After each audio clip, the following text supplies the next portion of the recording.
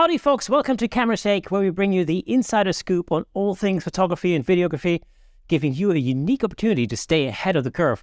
We spent literally hundreds of hours interviewing some of the most renowned photographers of our time, giving you access to knowledge and expertise that's not available anywhere else.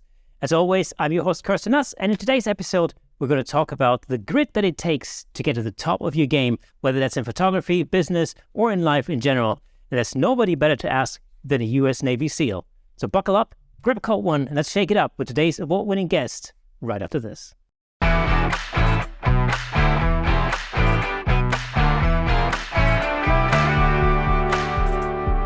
Welcome to Camera Shake Podcast, episode 142. And in this episode, of course, as always, we have a special guest. Give it up for the U.S. Navy SEAL, award-winning photographer, ambassador, author, and motivational speaker. Difficult word for me to say on a Tuesday evening. And the only person I know who has a Bronze Star, has a photograph hanging in the White House, and most likely the only SEAL to hate swimming. Give it up for Darren McBurnett. Darren, man, how are you? Oh, good, man. Thanks for having me on, man, and congratulations on the enormity of your podcast and the success, man. That's pretty freaking cool. So, yeah, honored to be here. Appreciate it, brother. Thanks very much, man. Thanks for coming. It's we've been talking for a little while. It's a great honor to have you on the show. The first time, this is a funny thing. So, a mutual friend of ours, Pam Sugenborg, talked to me about you, and then when I saw some of the images, I went, hang on, I've seen these images before.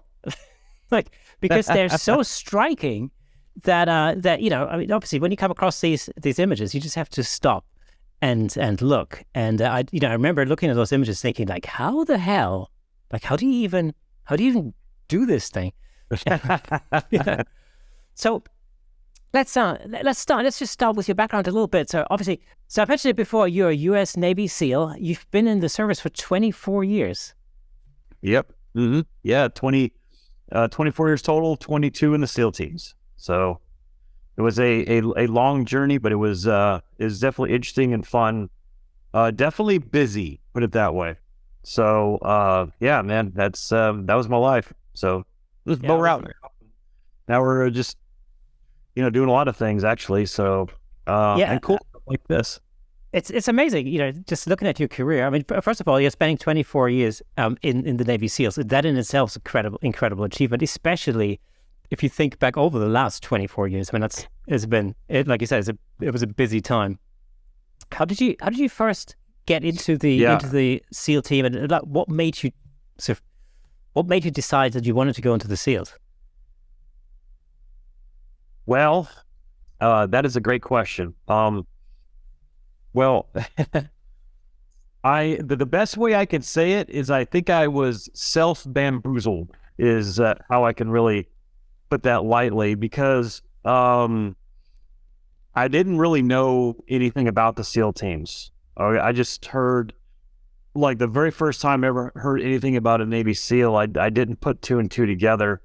So my father was in the military, and when I was in high school, I did triathlons all the time. I was like triathlon, marathons, road races. So I was a very athletic high school kid, and that's all I did. And then one day my dad said, well, the Navy has Navy SEALs, and they're the ones that started the first Ironman in Hawaii. And I was like, oh, okay, cool. That was it, end of the conversation, like junior in high school. And I never even heard the term again. And then I got in the Navy. I just got wind of the Navy after college. I was going to do 4 years because all my family members with my dad and my grandparents on my mom and dad's side, including my grandmother, all served in World War II. My grandmother was a nurse in World War II. My dad was in Vietnam. And I was just going to do, like a couple stints and then get out because, I want to serve my country and do what the rest of my family members had done. And then, like I said, joined in. I ended up being a medic or a corpsman. And then from there, I had really good, really high PT scores. So in the Navy, it's called the physical readiness tests. And you have to score like certain amount of push-ups, sit-ups, pull-ups, swim and run. And the higher, like the lower the times or the higher the numbers, the more higher up you get, like outstanding high or outstanding medium, things like that. And I always got outstandings on them. So finally it was time for me to go to another duty station because I was at the hospital in San Diego for a while, learning my new skill set. And I didn't really know, and I didn't know what they were. So this is the best way I could try to describe it. I didn't know what it was. I saw the dive bell. I saw the name SEALs and us. But what I thought I was doing was, I know the Navy had a dolphin program.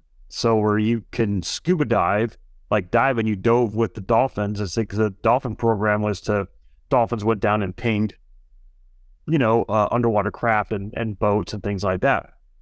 So I took the word SEAL and associated it with the dolphin program is what I did, and then of course I asked, what exactly does SEALs do? And he just said they swim all day and scuba dive. And in my mind, I was going to be swimming in a pool, scuba diving and swimming and training dolphins.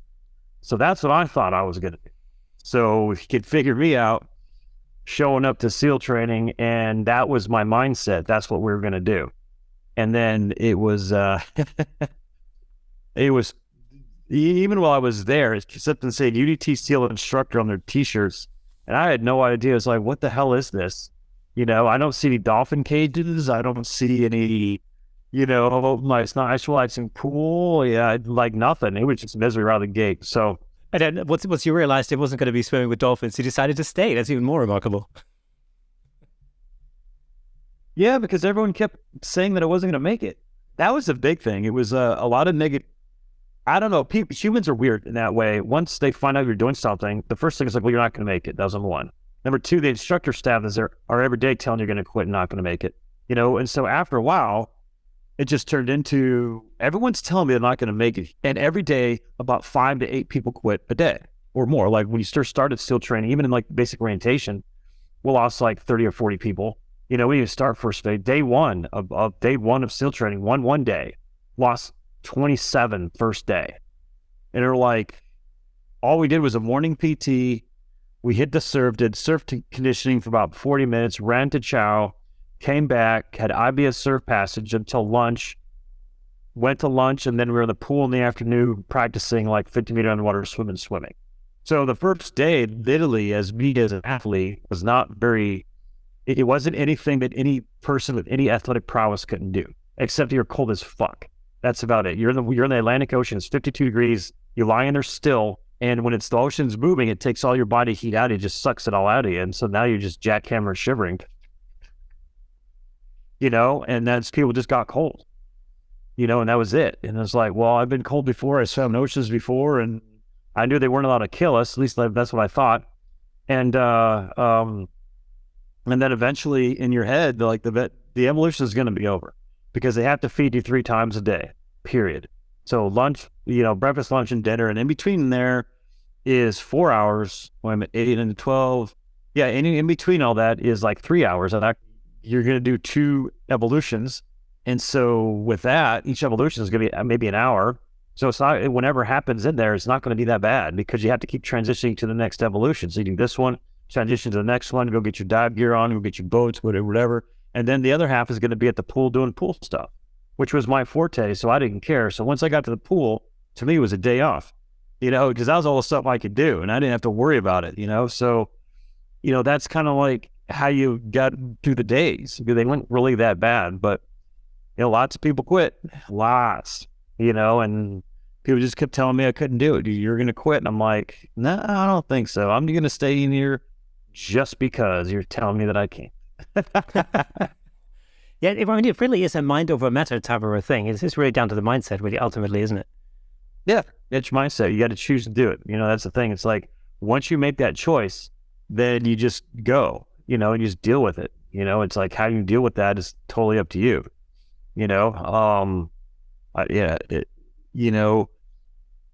It's hard to get into the head, the mindset. You kind of know what you're doing, but the biggest obstacle is the cold, number one. And number two, why most people quit SEAL training is because the environment changes. So what people understand is people are creatures of habit by default. Every day they like everything to do. They like habit number one, and they like everything in order, because it's comfortable. It's human beings like being comfortable. And so when they start being uncomfortable and things go out of sequence, out of order in their minds, that's when they really start to embrace misery and self-loathing. So for instance, in first phase, well, all phases, but in first phase, you got to do either test gates, 4-mile timed run in boots and your pant bottoms and your blouse shirt, and usually you're wet, so your boots weigh about 5 pounds a piece with sand and everything else. You got to do the O course in 13 minutes, 2-mile ocean swims in 72 minutes and below. Plus you got to pass like drown proofing, life saving, 50-meter underwater swim. In the first phase, you have to pass those test gates. So a big, for instance, would be a 4-mile timed run that you have to do. So when people are training for buds and SEAL training, in their heads, it says you just got to do a 4-mile timed run, right? In boots, or 4-mile time, or 2-mile ocean swim, or like that. So in their heads, they'll just go out there and run on the roads, or they'll run on the treadmill. I just ran 4 miles, or I ran on the roads and things like that. That's what they think 4 miles is. And that's how they train. Or they'll train in the gym, or they'll do all the core exercises in the gym and then hit the pool, that has lap lanes and everything else. So it's a controlled environment that they are controlling. Okay. Does that make sense? So when you're controlling your own destiny, controlling your own exercise, controlling your own level of pain and discomfort, then you could turn it off. You can turn it on and off whenever you want to. When you get to SEAL training, the problem is you can't turn it off and the environment changes. So an example is a 4-mile time run. Again, you got to run on the beach. Now, some people never ran on a beach before, so now they're sinking 3 inches in soft sand or even more. So if the tide is out, then you got flat running surface, which is like a road, but it's still, it's still uncomfortable, but it's a road. And now you're covering the road. You're still splashing in the water, but the tide's out. When the tide's in, now you're running on the soft sand, which you're sinking about 6 to 8 inches into the sand, trying to do this 4-mile time run. In the back of your heads are like, hey, this is a 4-mile time run.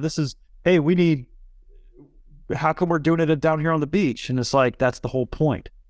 You can't control the environment that you're going in. You can't control the elements, but you still have to perform. You still have to meet standard no matter what. And then that was when people really started to go away, because the environment changed. They couldn't handle the fact that in their heads, they're running 4 miles in 32 minutes, but yet they didn't expect it's going to be either on soft sand or the tides all the way in. You got a berm, and now you're just running. Every time a wave comes in, you're running in the water, the wave goes out, and then you're running and trying to make the times. And so that's one of the biggest that's one of the biggest reasons why people fail that. Now, even when they get to the pool evolutions, the pool's freezing. Now they keep it literally almost ice cold for a reason, because once you jump in cold water, what happens? It takes your breath away. You jump in a normal pool and you start swimming, 500,000 or a mile or 2 miles or 3 miles. It's a comfort, nice pool. It's probably temperature at 68 degrees or 70 degrees, and it's warm. You control your own pace. It's comfort. It's elevated. It's nice temperature for you, and so you can swim all day on that. Now just get into the open ocean, splash in, and the ocean's 48 degrees. Now what?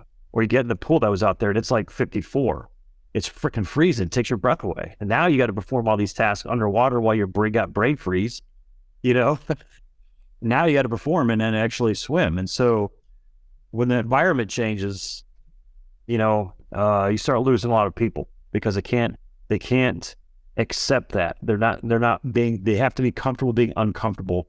And most people can't do that. Well, I guess, it makes perfect sense in a way. I'm guessing that when you're actually on an op or on a mission, then of course you can't really predict what's going to happen to a degree. No. So you have to be capable of adjusting to the circumstances as they present themselves at that moment. Yeah, absolutely. Every day, that's the way it goes. And so that's one of the key elements to basic SEAL training is we're going to make you as uncomfortable as possible in even doing the most simplest tasks, because that's the job. Yeah. Even though I didn't know what the job was yet, I had no idea what we were doing, but I held okay. And then so when you got through the initial butts training part, what happens next? Like once you're through that? Well, in the era that I went through, when he got done, here's what's interesting. So he just got done the hardest military training in the world, right? One of our second phase instructors came in, and he comes in, and we're all excited. We're finally graduating. We're about ready to walk out, get our small little diploma, and then we're off to jump school at Fort Benning. He came in and he's like, well, so you guys are all in here all happy and all smiles and patting yourselves in the back and thinking you did something cool. He goes, well, you did. He goes, nobody gives a fuck. He goes, the only thing you got was a ticket to show up to a SEAL team. That's all you got. From there, now you're going to perform at a level that's 100 times more harder than this. So he goes, stop sucking each other off, get your stupid diploma, get the fuck out of here, graduate jump school, and get to your SEAL team and start performing. And he was right. He was 100% right. Once we got to jump school and everything else, we had all the confidence in the world, but all the hard work started when we got to the SEAL team, because there you had to go through, we had to go through elongated medical combat medic training, which was another 9 months at Fort Benning, Georgia. And then from there, we went to our SEAL team, ended up at SEAL Team 2, and we had to wait for our SEAL tactical training, which is basically all the new guys coming into SEAL teams on the East Coast, which was SEAL Team 248, STV2, all had to do kind of like another BUDS for another 6 months. But now you got introduced to other things like mobility training, CQC training, more in-depth fire movement training, comms, more advanced diving, advanced MAROPS, advanced BBSS. It's kind of like BUDS on steroids. He was still controlled, by instructor staff. It was called SEAL Tactical Training. You had to graduate that. Then they were just as stringent as they were at BUDS. Just because you graduated BUDS doesn't mean shit. You got to be able to perform and not to be a safety risk either. So, you didn't want to get any safety violations, prove that you had a head on your shoulders and you could do it. So that was another, we're talking 9 months mental, another 6 months of that. So then you get selected to be in a SEAL platoon based on your performance during the SEAL tactical training. And you got a lot of guys that didn't get into platoons, because they had to either redo SEAL tactical training or they had to wait for the next cycle, prove themselves by going to different blocks of training with other SEAL platoons and kind of learn. So there's no guarantees ever. That's the big thing about it. There's no guarantees. So then you get in a SEAL platoon, they need a whole year workup and then you deploy. So by the time I graduated SEAL training in November of 96, our first deployment was to Kosovo in May of 99. That's how long it took. And that's the average for like every SEAL. That's the average. You're talking about by the time you get to BUDS or by the time you graduate BUDS, you look at 2.5 to 3 years by the time you even get to deploy with a SEAL team as a full Navy SEAL. So when you got to your first deployment, and you went on your first mission in Kosovo, how did the training that you'd done up to that point, how did that sort of translate into what was actually happening in real life? Yeah, it was the exact way I trained for, but this is your first time doing it, But at that point, it was the first time for most SEALs at that point, because the last SEALs that did any sort of real, combat was like Vietnam. We had a few things during like the Gulf crisis, the Desert Storm. Guys did a little bit of stuff, but it's only very few. But so this is like we're actually doing real missions for the first time in a long time as a SEAL platoon. So everyone was kind of like new, but we trust the training that we had. So, and then we just made the tactics better. So every time we went out, we learned something new and we passed that on. It's like, hey, this is antiquated stuff. This is new stuff. So, and you started like building. And then of course from Kosovo, then it was like Afghanistan, then Iraq, Afghanistan, then all over the place, but that's usually the way it goes. It's like you want to change an SO, standard operating procedure, usually is when SEALs die and they're like, okay, that way doesn't work. Why? Boom, boom, boom. Go to the AAR, figure out why we did that. how come we did that wrong? How did this die? Was it operator error, or was it actual that tactic was bad? And so, and you just keep developing all these SOPs, and you just get better and better and better. That's again, that's an important factor, and also somewhat mindset related, because if you related to photography, for example, especially when you're first starting out, you're learning, let's say, you're trying to get better at, let's say, studio lighting or something, right? It's the same mindset that can really accelerate your progress dramatically, because you try something, it doesn't work, you go, well, why didn't it work? Let's figure it out, and then you try again, and then one of the aspects, you got it working and something else didn't work, and you go like, okay, well, let's deconstruct the whole thing and figure out why it doesn't work, and so you can improve your own performance that way. Yeah, you got to break it down. It's like, and that's where, especially photography, all your learning comes into play. It could be anything. You just gotta know your equipment and know your digital darkroom. It's like there's mistakes being made all over the place. Or you find one, you're like, okay, let's break it down. Start A, B, C, D. All right, let's start with the camera body. Let's start with all our menu stuff. Okay, was anything in here that I missed? Boom. Is it on the lens? Boom. Was it downloaded properly? Was it software? Okay, it's dump it into Photoshop or whatever editing program you have. And you start going through your troubleshooting. It's like going through everything. Okay, here's the image, here's the edits, here's the mode. You're like, okay, is the size? What am I missing? So that's kind of like you have to do with everything when things starts to go bad photography, and it seems like it goes bad a lot because something simple that you missed. Absolutely. So, in my case, it's something simple. Yeah, but I remember having a very similar experience when I first got into photography. And I had to figure out what the exposure triangle was, and it's like, what do you mean you've got like three things that you need to control just to get light onto that damn sensor? Yes. What's that all about? Yeah, and each one of them has a factor to it. You got your aperture, then you get your speed, then you got your sensitivity, and you're like, ooh. And once you change one, it changes everything else. And so, no, man, I used to put that shit on flashcards. It's funny. It's like, I'm pretty sure we'll get to this point, but it's stuff like that you just gotta. That's where your learning comes into play. I mean, I know we're going to talk about this, but I'll fast forward a little bit. I mean, here I am teaching military free fall, which basically you jump out of the air, you're free fall for 60 seconds, and then you pull the parachute. I was an instructor, so I mean, I'm learning this stuff, and I'm in the C-130 just going over. I got students who are getting ready to jump out of pretty good airplane, 6,000 feet for the first time in their lives, and I'm back here learning settings. Okay, 1.2, okay, it's 400, 800. What's that? Within the and they're like, "What are you studying?" It's like photography, of course, I was a video guy too, so I had the video helmet and everything else, the photograph, and then it's like, I see the green, it's like our stick is up, it's like, look at the jump master, and I put him in my jumpsuit, zip it up. All right, let's go. And get up, go to the ramp, and jump out, land, pack the parachute, go back, debrief the students, what they did right with jump, show them the video, everything else, and you go back, pack the parachute, get another group, go up and do the same thing.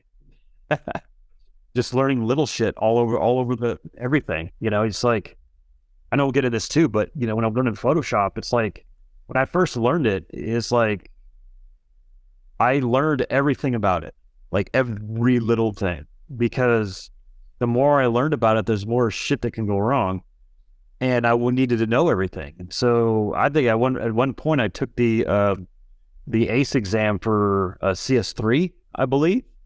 And I passed it like a long time ago. Well, the computer said I passed it. Then I deployed for 2 years, so who knows where it is, and don't really care. But now that I'm older and we got fast forward to what I was doing, I realized that I didn't really need to know everything. I just needed to know my path and my workflow, and I became an expert at it. But I wouldn't have known that workflow unless I knew what everything did. Yeah, if that makes sense. Absolutely. It's my wife always she accuses me of what she calls immersion, because when I get into something and I want to learn about something, I will literally block out everything else and just focus on this one thing, and I will immerse myself into this one thing, and that will take over my life for a good period of time until I think I've learned everything that there is to learn about this one thing. Yeah. And then I always remember, I went to music college, so I studied guitar originally. And one of my I remember one thing one of my teachers at college used to say to me. He goes like, look, you've got to learn everything there is to learn about music theory. Once you've learned everything there is to learn about music theory, you're going to forget all of it and just start playing. And that's, I've always taken the same sort of attitude. It's like, I immerse myself into it. Then once I've sort of integrated all of that into my brain, then I can just let go and just do the thing. Yeah. And then especially with photography, you're going to pick things out that are relevant, that you absolutely. need in your workflow. And so but I wouldn't have known. Yeah, like I said, I wouldn't have known that unless I literally like immersed and figured it out. Yeah, exactly. So. And this is thing also, the problem is when you get into something new, and this is always, I always say this about, using YouTube, for instance, as a learning platform, which of course YouTube is amazing because there's so much information on there, and whatever you want to learn, there's going to be, an array of videos on there, especially with photography, actually. And of course, it's super useful. The only problem is when you first get started and you start watching YouTube videos, the problem is that you don't know what you don't know at the beginning. And so, so it's really easy to just, fall into that trap. It's like, you watch a video about, I don't know, beginner photography, and then the next video you end up with is like, studio lighting, portrait photography. And you go, I don't understand any of this. Yeah. Because obviously there wasn't like almost like a structured pathway, to move from one thing to another. And that's always been the problem. So I've always found that if I just immerse myself into something completely for some time, then all of a sudden these connections start happening. It's like connections between brain cells in your brain. All of a sudden they start to connect, and the whole thing starts to light up, and you go, now I understand how this works. Duh. Yeah. Yeah. You're down the rabbit hole, man. Oh, absolutely. Yeah. 100%. So, all right. So let's come back to your career as a SEAL, because you spent 24 years in the teams, and you started out as an operative or operator even, and then you went into being a jump instructor, I suppose. Yeah. So how the SEAL teams works is supposed to be, well, in the Navy, it's a rotation, 5 and 2. 5 is you get 5 years deployments, and then 2 years of like a short duty, which basically you don't deploy, but you get advanced training, right? And so then you go, after you get done those 2 years, you go back out to deploy another 5 years, and that's the rotation. And it's that way by design. So most people get in the Navy, they'll do a school, they'll owe the military like 5 years, and then by the time they get done, they're going to make sure that they're used at the most, they get the most out of 5 years. And then most people, the higher percentage of people get out, including the SEAL teams. They'll get out after 5 years or 6.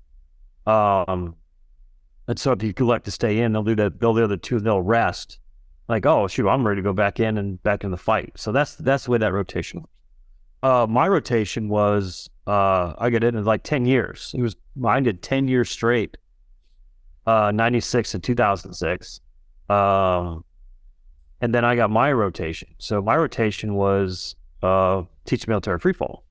At that point, I had a bunch of jump quals, which is weird because I didn't even like jumping.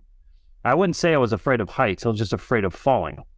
So it doesn't make, like from the outside, it doesn't make you a perfect SEAL. Like you don't like swimming, you don't like jumping. Yeah, man. It's like, yeah. So anyway, I know, right?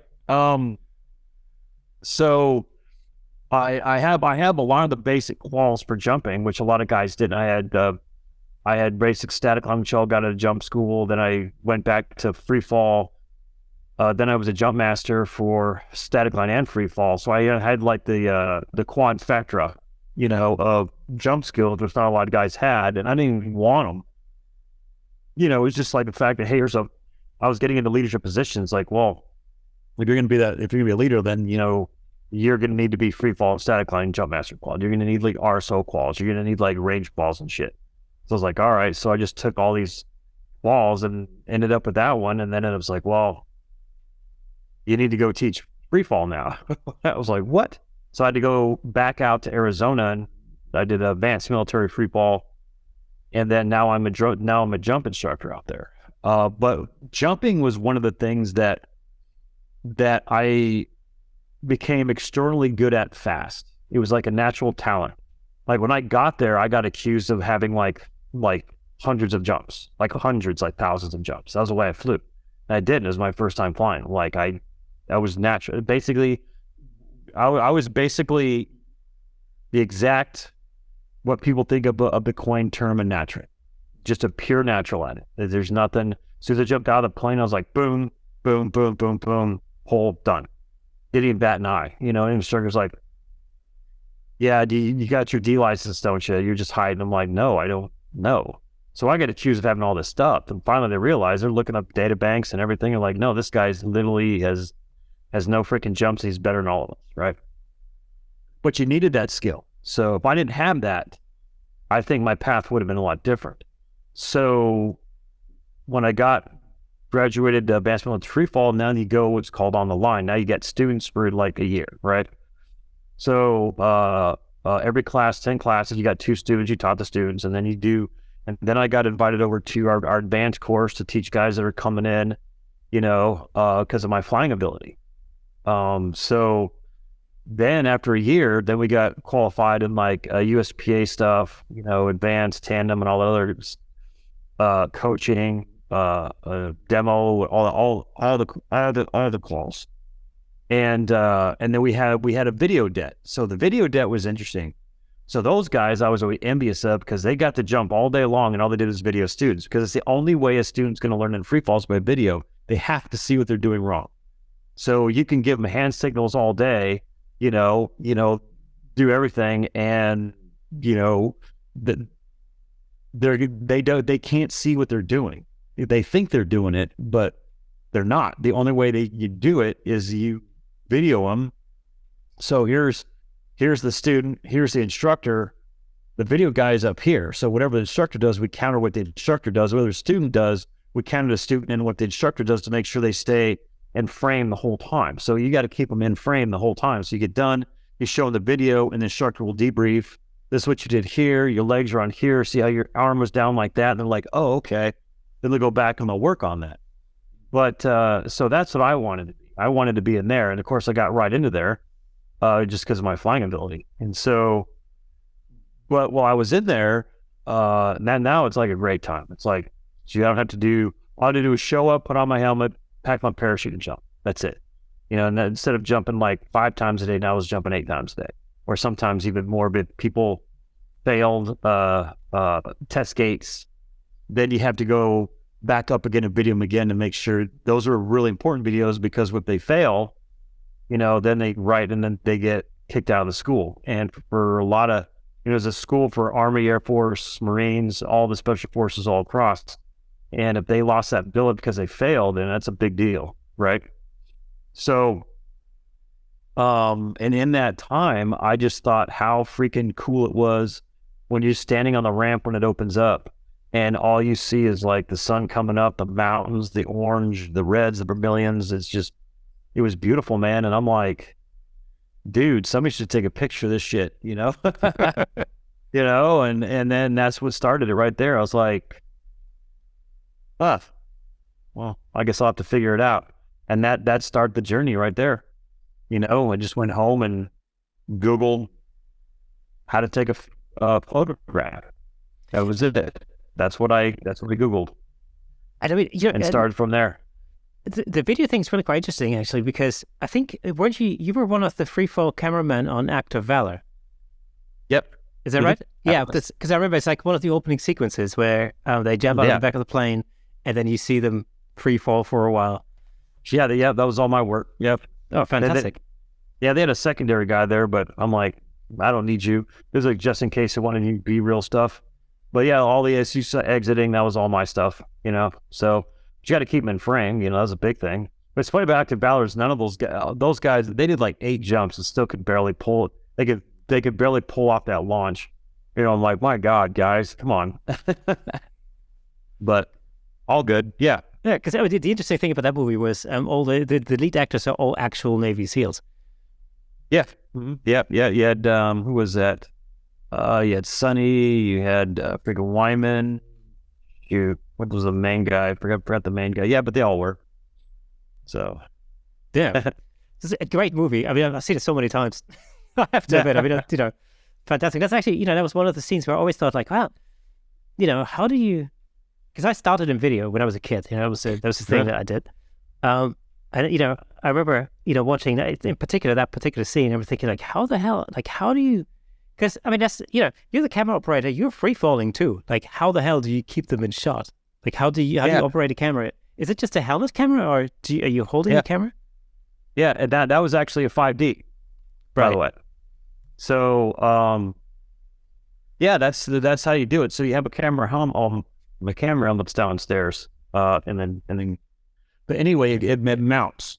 So when you're doing video, we just like an HC96 was on the side, protected, and the top was my Canon 5D, and with a 24 to 105 lens. That was my favorite. Sometimes I'd do like the fisheye lenses if I wanted to do some dramatic looks, but that was my go-to lens. That one, and when the 14 came out, the 14 Prime came out, that was when I got that one. I was like, oh boy, here we go. So those are my two main lenses. But when you got to line up, you got to line up your camera and your camera, because your video camera's here and your camera's up here. So your eyepiece is like, you'll sit there, look at some of the walls, someone like, okay, the video's good now, but how about the camera? It's like, give me the camera right. Okay, the camera's dead on. And then I put stuffing and everything else to just manipulate the camera to go, and then my eyepiece. So everything from here, both the video and the camera in frame. And then it was just me flying at that point. So that's how you do it. And there are only some people now. I don't know why I get asked this question all the time, and I guess I get it, but people ask me, "Are you Nikon or Canon?" And I'm like I sat down and went through the pros and cons of all those two and decided the camera. I was like, no, the camera. What I started with was a Canon 30D, because number one, it's all I can afford, and it was used. That was because I was unhappily married at the time with kids, so that means I was broke. So I sold like comic books and things like that. Got him, and then I did that. I had a Takina lens. It was one of those wide, like 16 to 20 Takina lens or something like that. And one CF card, a 4 gig CF card, and the Lexar downloader. And my Photoshop version was a hacked Photoshop version that I bought on eBay, with the code written on the top of the little disc. I think we all started like that. Yeah, I don't know. It said, hey, it was Photoshop. I needed it. For all the research I did, I needed Photoshop, and I went to eBay and bought it and downloaded it, and it worked on that little Dell computer. And that's how I learned, man. I'd go to Barnes and Noble with my little green notebook. My kids would be off in the children's section reading books. I'd go to the photography section, just read books and take notes. Put the book back, grab the kids, leave. Google stuff. My buddy was a big video guy, and he had a subscription to lynda.com. Right. And there was Lynda. Right. And he gave me the passcode for that.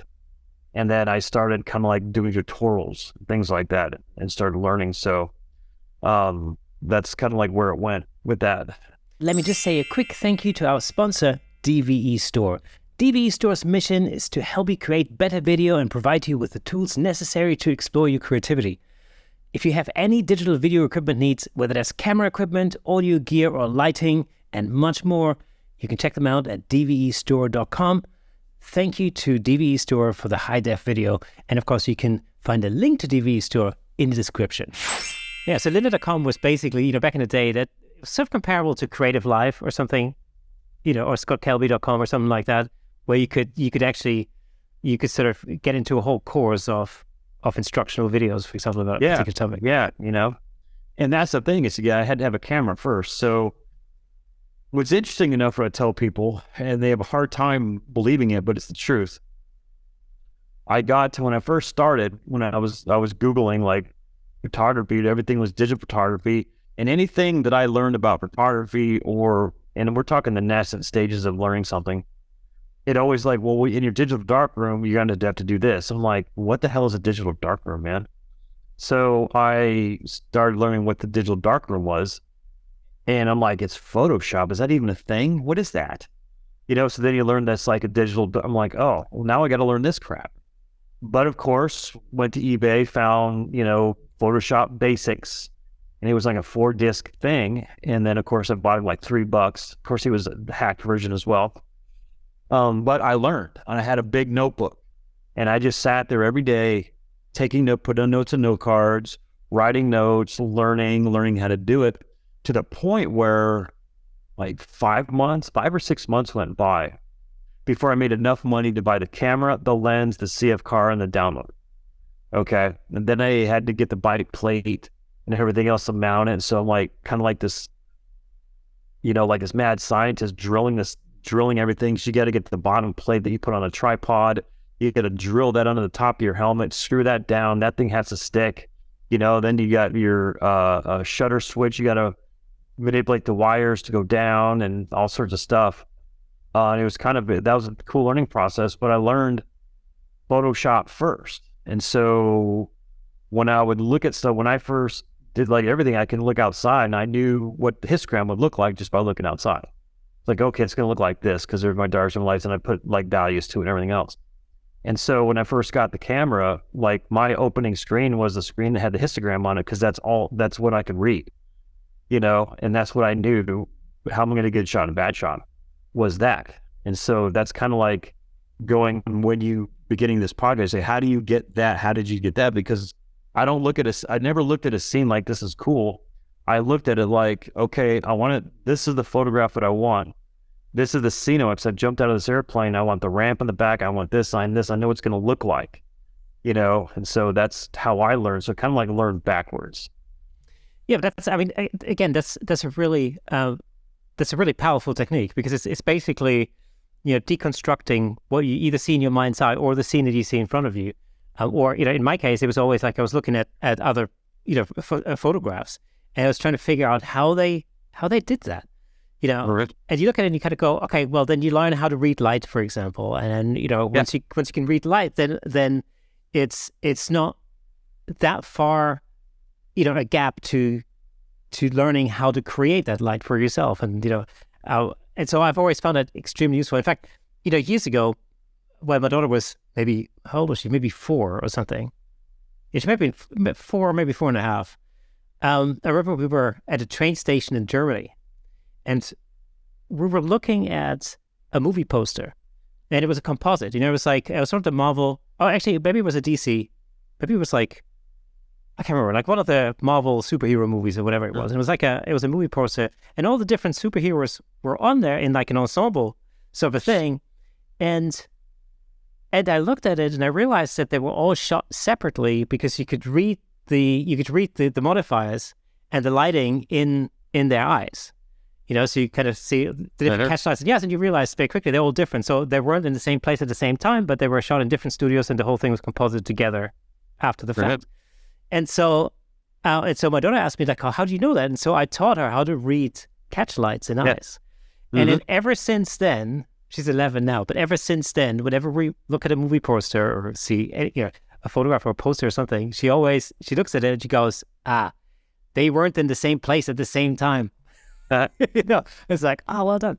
So, she's, I managed to kind of to teach her that same technique right from the beginning, and now she does it all the time. So, I thought it's interesting. Yeah. And that's the thing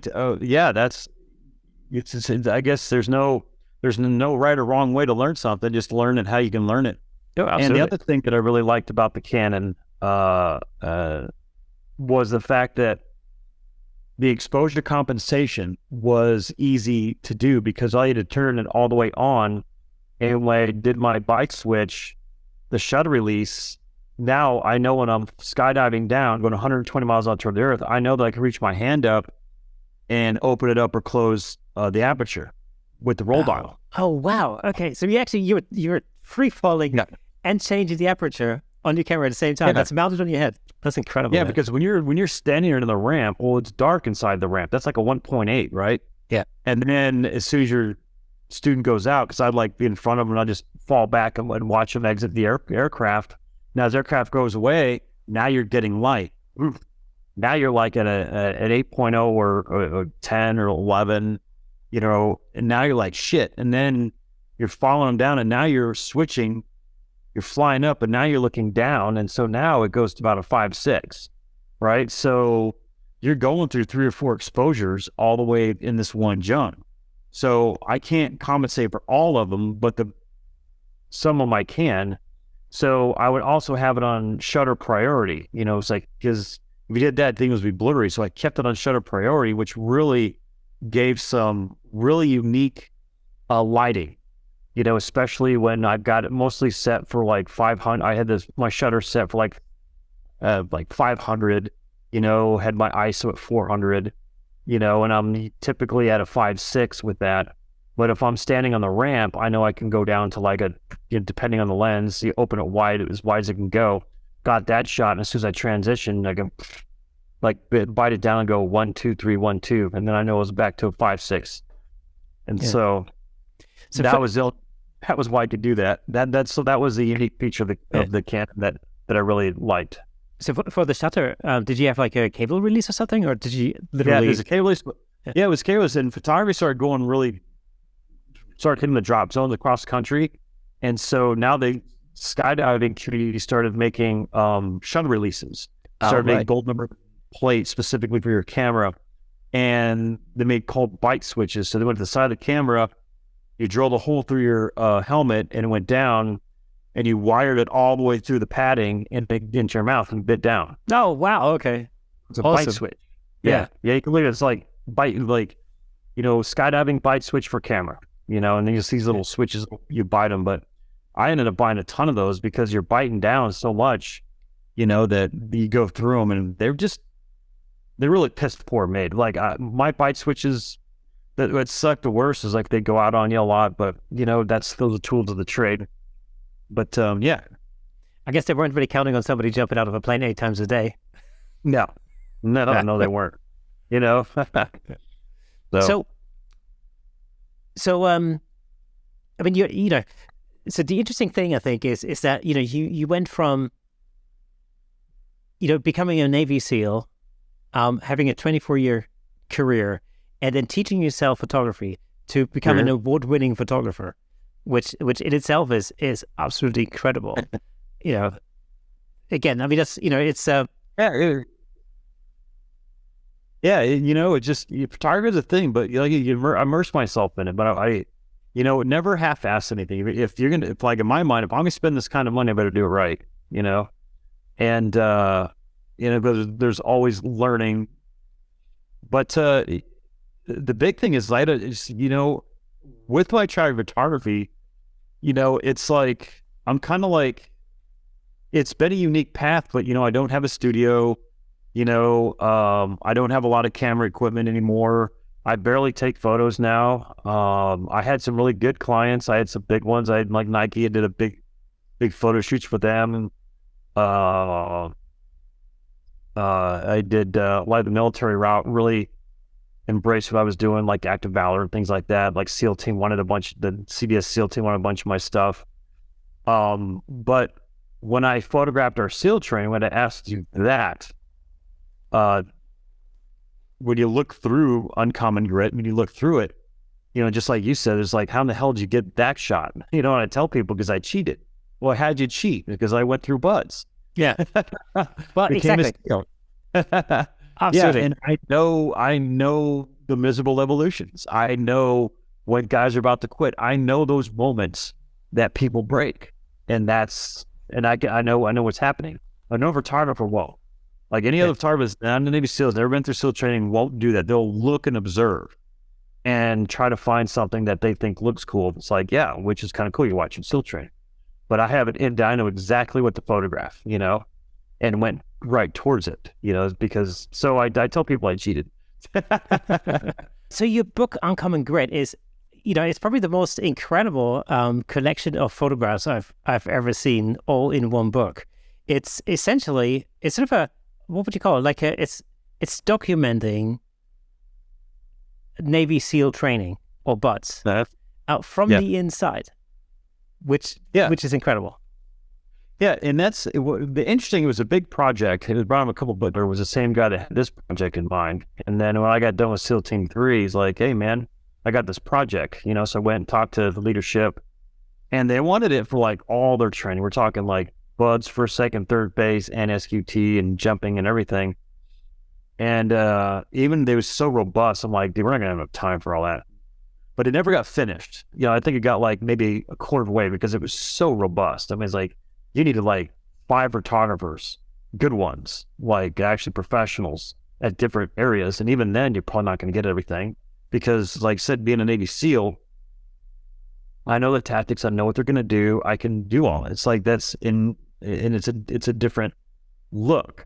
Just like if any photographers, like let's say they're dog lovers and they photograph dogs for like 30 freaking years, and then I walk in, hey, you need to photograph these dogs. I'm like, all right. It's a dog. Yeah. But dog photographers, they know how to friggin' so it's the same thing. But that's what Uncommon Grid is, right? So The interesting about this book is why it's Uncommon Grid and why it is what it is. It's only the first 4 weeks of training. That's it. It's one day all the way until they get done with Hell Week, and that's it, which is 4 weeks later. So they still have another 22 weeks to go, plus the SEAL tactical training, which of the year, and then get the SEAL teams. Why it's that? Because that's 80% of the class is going to quit in those first 4 weeks. They're going to quit, they're going to get performance dropped, or they're going to get injured. We're talking, you have 160 guys. By the time they get to the end of the 4th week, you may have 25 left or less. And so that's what I really focused on. So I got some of the second phase, a little bit of third phase, like here and there, like Alaska and stuff like that. It was never a full picture. So I can do something that's we don't have like all of it. But I thought this is the one that society gravitates towards. This is the one that people, they don't really know how long SEAL training is. They just think that once Hell Week is over, they're done and they're SEALs. It's like, no, they got a long way to go, and that's only 4th week. But that's the week that people really test themselves and make hard decisions. Either they're going to quit it or not. They can perform or they won't perform. And so that's why it's, uncommon. It's like, out of the ordinary and grit, strength of character. You need all those things in the first 4 weeks to give you the tool belt to continue all the training. And I guess that's where the maximum of drama is as well, because you've got to, because you're photographing, you're capturing not only, the physical, strenuousness of it, but also, the emotional involvement. Like when somebody puts themselves, just imagine, if you put yourself through that, through that training and everything, making the decision to quit is got to be one of the toughest decisions you've ever made up to that point in your life. Yeah, I think for a lot of guys, it really was, there like things happen in training that they weren't expecting, or like I said, the environment changes. And I think the most part is just the environment, them being cold all the time and the environment changes.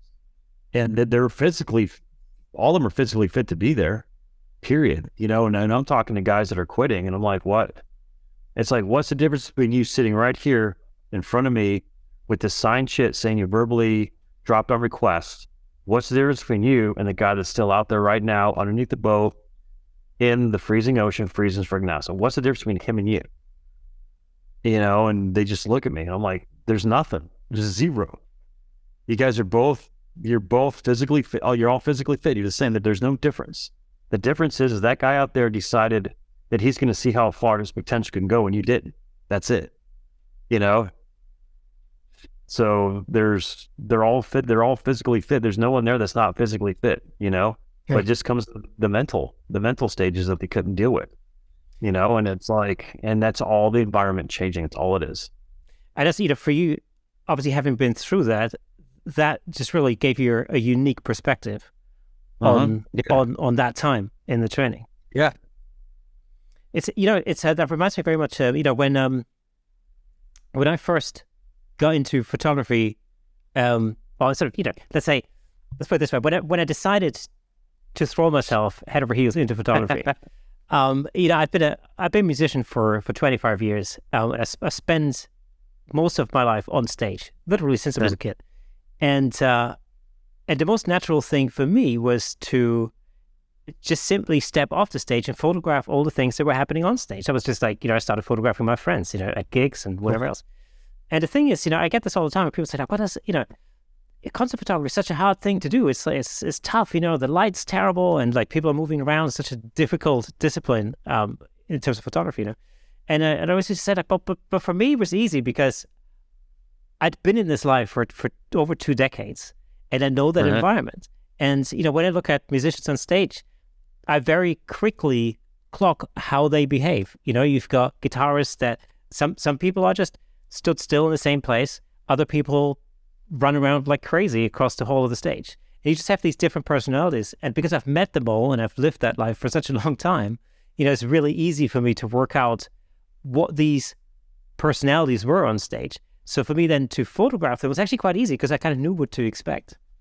Yeah, yeah, exactly. Yep. And so, it was a similar thing because I totally had the inside scoop of what was happening, on stage. So it gave me sort of an unfair advantage towards other people who were just, trying their luck at photographing the gig. So for you, obviously, you had a unique insight into that form of training, and it meant that you knew exactly where to point the lens at any one point. That really becomes very obvious especially in some of the portraits that you shot, as part of Uncommon Grid. Yeah, some of those portrait shots, like in the book, 3 of those guys, as soon as they took the picture, they quit. Oh, wow. Yeah, like the ones that were looking right at you. Yeah, gone. Like that was their last moment of buzz. And then it was like, man, I'm starting to creep people out now. It's like they're quitting as soon as I take a picture. So it kind of became a running joke. Yes. It's like, if he takes a picture, you're going to quit. So, yeah. How long did it take you to put all of that together? I had all the photos. The photos took, it was my last year in the Navy. So that was like 1 year, 16, 17, 18, probably like start to finish, like 3 years. Oh, wow. So launched it 2019, retired 2007, like January 2018. Pictures were done 2016, like stopped in 17 because I was getting on the Navy. So yeah, it took.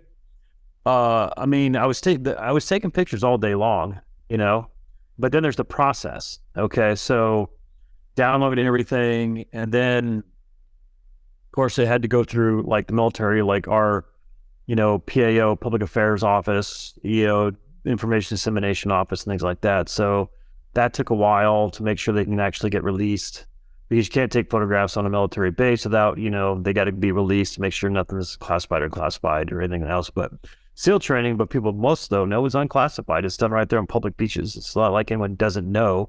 You can look up Navy SEAL training and see like thousands of videos. So it's not like, people don't know what it is. So that process, and then it was going through all the photos. It's like finding the ones that I want, because when you're photographing that, you don't get to tell somebody to stop. You don't get to tell somebody, it's like, hey, I like this angle, go do that evolution again. It's like, you don't get to do any of that. Sure. You're just there. They're doing their thing, you just shoot. So I would just like, oh, I like this shot. I like how they're doing that. And I had that thing on full auto, with my 1DX as fast as it can go on a lot of things, and then got to go through. It ended up being like 24,000 photos, all shot in camera raw. So it was the shifting. It was sitting down every day and shifting.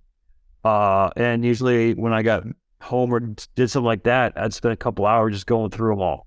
Like, okay, like I'd label ones, this one's good, and a whole sequence of 15, but I'd find the 2 that really hit what I wanted to see. And that process took like a couple years. And then writing it easy because, that was art. And then, getting it printed and then out. So it about 3 years total. Oh, wow. Some of the most very striking shots in your book are, in particular, or the ones that I like the most, are the underwater shots. Like, yeah, there's some incredible angles. How did you get that? Did you actually go in the pool? Yeah, I had 3 cameras. I had 2 walkarounds, which were 5D Mark IIIs with 24 5. I had the Quantica underwater housing with a 5D Mark II with my 14 millimeter in it. And then my long shot lens where I wanted like have some distance behind me, some distance away, was the 1DX with sometime mostly like a 400, a 1.2 or a 600. So those were that, but the underwater was the aquatica housing. And so a lot of stuff in first phase is done at the pool, and I'm a pool guy, so I just swam around with them, like drown proofing. I'd swim, sit at the bottom of the pool, look up, kind of like get those angles that people would never see unless they're literally doing drown proofing in the water with us. And that's what I wanted to get. If you look through it, I want you, when you look at this book, you're not looking at photo. You're in SEAL training with them. You're right there next to them. You're right there on the boat with them. You're right there on the log with them. So that's the look that I was looking for. And so, so the underwater stuff, that was like, I'm sitting right there with them, just go up and down and, swim with them, everything else. A lot of it is just like a turn of a camera angle, like you're just jumping in the water and doing a flip turn to swim 50 meters underwater. Sometimes, if you're underwater looking, they're just going to come down, splash, and then go. So you're looking at down splash to go. I'm holding my breath. I'm sitting down here at 15 feet, looking up, and they're just going down, and then they go. And I'm like, okay, well, if they go down like this, why don't I just turn the camera this way or this way? Now it looks like it coming in from a side, it's just doing one little thing and switching it gives it a different perspective. And so people are like, what? I had the one that kind of looks like he's, I don't know, it's somewhere in there. You can see it's like, look like he's splashing come from the side. All that was is I just switched the camera. I'm like, boop. I mean, it's amazing how you managed to capture all of these, emotions. Again, they're, written over the faces, in the images. What kind of reaction did your book get within the sort of SEAL community? Because I know that some of those sort of movies that have come out, for example, and stuff like that, or not necessarily movies, but books in particular. Maybe not photo books, but I remember, wasn't it Rob O'Neill who wrote a book about the Bin Laden mission? And when it first came out, it wasn't like it was. A lot of people found it quite tricky to accept that there was a book out about it. How was your book accepted sort of initially in the SEAL community? My book, it's for the most part, I haven't had it, like a lot of SEALs have it. What I love about the book has been positively received across all generations of guys that were SEALs. We're talking the Vietnam era, World War II, past, present, and future. I get in fact, we just signed a book yesterday for Doug Stone, who died 2017. I get inquiries all the time. People buy books because their dad was UDT, or their dad was a SEAL, and I get these lots of emails back, like tons of them, saying, this book made my dad cry. Because he always tried to tell us what he went through, but never was it how he can finally show him, And now that's the majority of it. Is guys going through budge training, love it. Previous guys love it. It's just it's photographed. It's like you're doing something extraordinary, and when you graduate SEAL training, people just know it's hard. That was it. And now you're a Navy SEAL, but to actual have photographed of it, it changes people's perspective. Now their family members understand. And that was gratifying the most. It was the fact that, we have previous generations of SEALs that truly, thank you, like would email me and thank me for doing it. Like, thanks for doing that. It's like, you don't know, they'll tell me like they don't know what a relief it was to actually show their family for the first time what they actually went through, and it's shocking. There's like family was shocked. They didn't understand. They're like, whoa, so that's the most gratifying thing. And it's also, I haven't found anyone that said they didn't like it. Like nobody, like zero.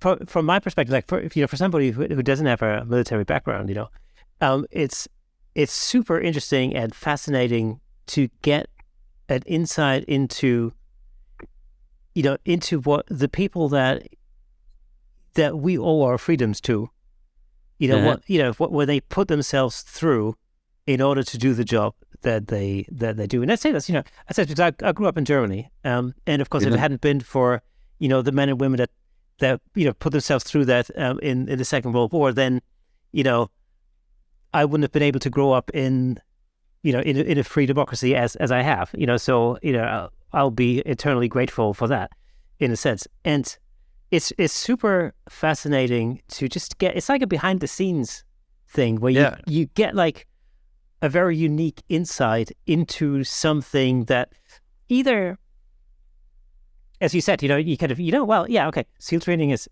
or special forces training generally it's tough, you accept that, but you don't really understand how tough it really is when you're not in it, Even when you're looking at videos, you're like, oh, okay, they're running with a log, or something like that. It's like, no, when you actually, that's what I love about photography, because photography just captures, those moments of grit, of just people doing extraordinary things. Pam Stuckenberg asked me to ask you a question, right? So she wants to know, what's new for you in 2013? 2013? It's 2023. I just started again. Yeah, 2023. Yeah, I finally get to talk about my journey, which I'm excited about. I get invited to do, for the first time, some like motivational public speaker, things like that, but never really got to talk about my photography journey. And so I got asked to do a photo conference in Dallas last year. And I just kind of like threw all my stuff together, and it was like 900 people, and man, they loved it. It was the coolest thing, but it was the first time I'm on stage talking that I really loved it, talking about the journey that I was, because that's what's fun about photographers is like, no matter what stage you are in your life, no matter what you've done in your life, we all experience the same heartaches in photography, every one of us. None of us breezed through it like it was, there was no naturals in photography. There's no people that just picked it up and, oh, look at me, I'm now in Ansel Adams. Like, no, none of you guys did that. We all suffered through Photoshop. We all suffered through download. We all suffered through friggin' printing. We suffered through an Alt-Shift key that was supposed to do something on Photoshop and it didn't. You didn't understand why. Everything. That's the beauty of this conference is like, it's like, well, you're a Navy SEAL. This is cool. It's like, yeah, I struggle with the rest of you. And it humanizes all of us together. It's like, no, we're all in the same boat, man. All of our paths, when it came to photographer, we're different, live different lives, but every path was the same. And how you broke off to do your own thing, but we all started out same heartaches as everybody else. No one had anything different than anybody else. We all suffered through it. And that's what I loved about it. So it's very humanizing. And so now I'm going to do it. And Pam Stuckenberg has been one of my biggest fans. And so we've decided to team up and do a conference, out in Oklahoma for the first time, like June 2nd, like a big conference where I actually get to talk from start to finish about everything that happened in the SEAL teams and photography. And that's what I'm really excited about. I'm really excited to, I hope this journey continues with that, because just talking about it is very fun. That's actually what I enjoy the most. Hey, I got to photograph something that no one SEAL has ever done before. I know it's been photographed a couple times by other photographers, but not like I got to do it. So I guess I was kind of spoiled with that. But, doing commercial work and things like that, it was like, it wasn't me. But so I just moved on to do graphic art and things like that, and public speaking and things like that. So it was a lot more fun. It's a unique journey, and I can identify with a lot of people in that path, but they get to see a lot of cool things. So I'm excited about that. I really am. And I hope it really works and goes out. So that's going to be on the 2nd of June at in Broken Arrow, Oklahoma. Right there in Oklahoma. So we'll have the website up. Man, Pam's working on it now. We're going to do the big marketing. So it's going to be a lot of fun. So I'm looking forward to it. Fantastic. Darren, it's been an absolute pleasure having you on the show. It's super interesting talking to you, of course. And your book Uncommon Grid is absolutely fantastic. I highly recommend it to anybody who's into photography, especially into photo books. I love photo books. I tell you, Yeah, it's a great just photo book, man. But hey, thanks for having me on there. I mean, congratulations to Normandy for success with these. And man, it was really cool to talk to you. I appreciate it. So thanks for your time and thanks for having me on, man. All right. Thank you so much. So that's it. We have come to the end of Camera Shake Podcast, episode 142. And let me just say, remember that if you are listening to the audio version of this podcast, remember that there's a fully fledged, fully technicolored version over on YouTube. So if you want to see some of Darren's work, then head over to YouTube and check it out there. That being said, send us a message. You can find us on Instagram, TikTok, Facebook. We have our own Facebook group. Come and say hello on there. Say hello, send us a message. We love hearing from you. And that's it. That's Camera Shake Podcast, episode 142. Over and out. See you next Thursday.